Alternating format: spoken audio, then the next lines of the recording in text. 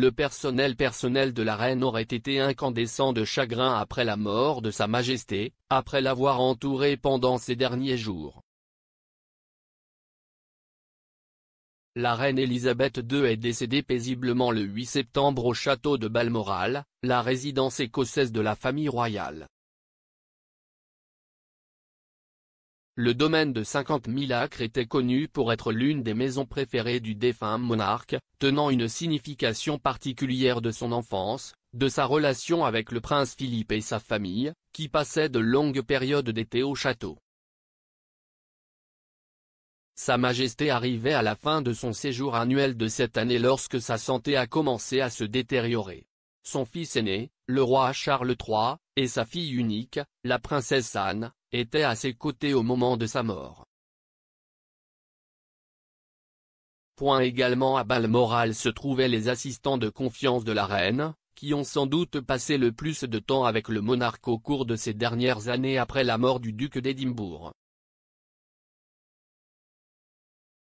Selon Victoria Ward, correspondante royale du Télégraphe, les collaborateurs les plus proches de la reine aideraient avec des puzzles, en livrant son bien-aimé Racing Post et en lui tenant simplement compagnie pendant qu'elle regardait la télévision.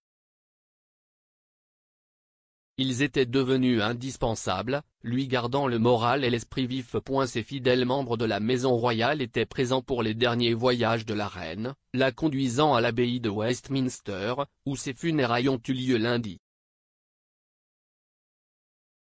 Ils ont fait leurs adieux alors que la reine quittait Balmoral pour la dernière fois et ouvrait la voie alors que le cercueil était emmené en procession du palais de Buckingham à Westminster Hall. Paul Waybrave, page du rez-de-chaussée, un rôle principal qui supervise le personnel masculin, et Barry Mitford, feu le sergent d'armes de la reine, faisait partie des 10 membres du personnel qui ont pris part à la procession solennelle jusqu'à Westminster Hall, où le monarque mis en état pendant plus de 4 jours. Monsieur Waybrave, qui, à 6 pieds 4 pouces, dominait la reine de 5 pieds 3 pouces, a été décrit comme le courtisan préféré du monarque. Tall Paul, comme on l'appelait au sein de la maison, a travaillé pour le monarque pendant plus de 40 ans. Peut-être plus particulièrement était un incident en 1982, quand il a lutté l'intrus Michael Fagan au sol après avoir fait irruption dans la chambre de la reine au palais de Buckingham. Monsieur Waybrave aurait offert un whisky à l'intruse avant qu'il ne soit escorté hors de la résidence royale.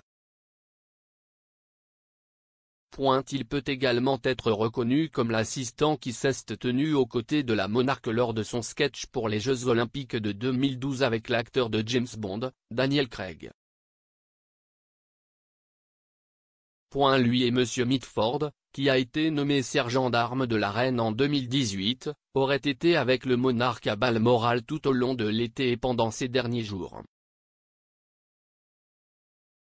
Il faisait partie des 10 membres du personnel royal qui ont marché ensemble dans le cortège mercredi. À la tête du cortège cérémoniel, les courtisans accomplissaient un dernier devoir pour la patronne, la guidant dans la mort comme ils l'avaient fait dans la vie. Cela comprenait également Sir Edward Young, qui a agi en tant que secrétaire privé du monarque à partir de 2017, et le maître du cheval, Lord de Molly, un ami proche de la reine. Ils étaient accompagnés du vice-amiral Sir Anthony John Stonebert, ancien maître de maison, qui occupait le poste depuis 2013 et dont le département gère les divertissements officiels et privés dans toutes les résidences royales. Son équipe comprend tout le monde, des artisans spécialisés et des traiteurs aux fleuristes et aux tapissiers.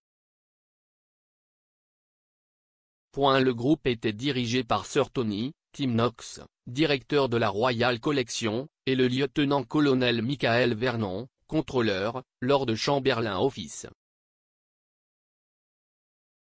Suivait Sir Michael Stevens, gardien de la bourse privée, et Sir Edward.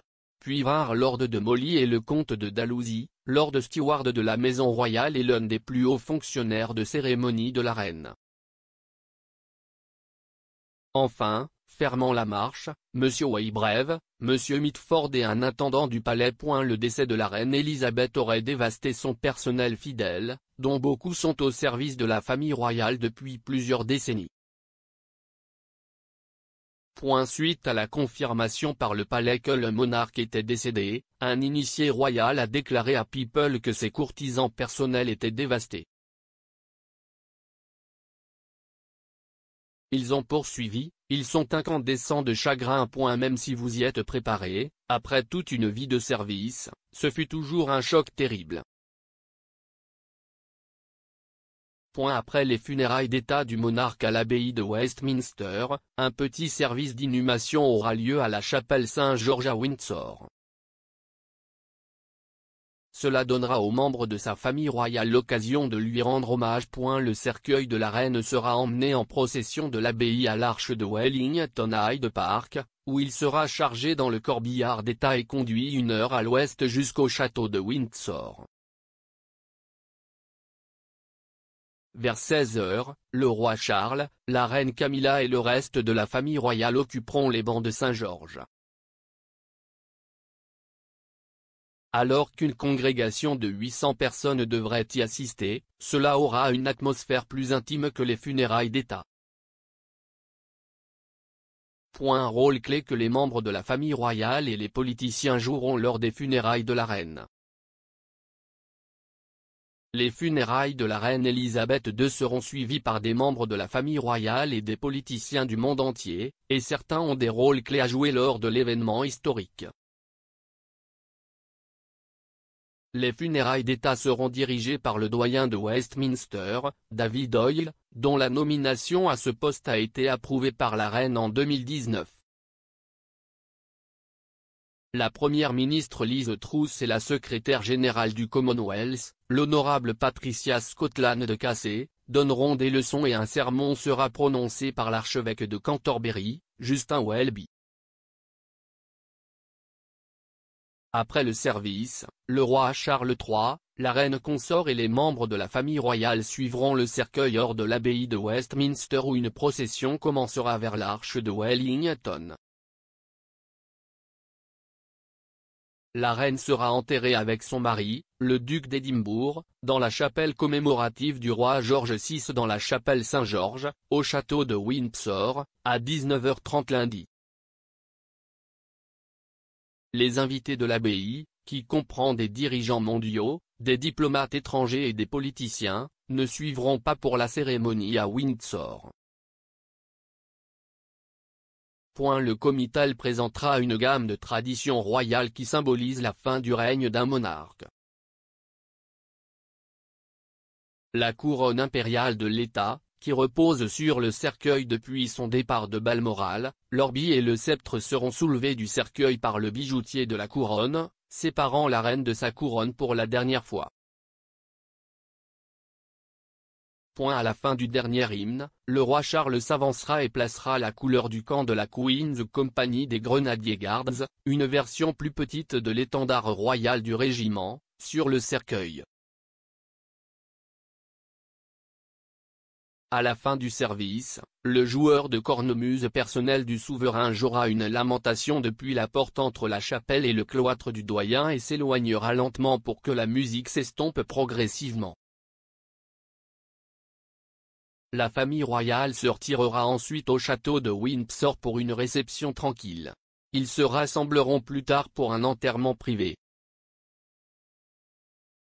Elisabeth sera inhumée à Saint-Georges, dans la King George VI Memorial Chapel, où son père, sa mère et sa sœur ont été inhumés.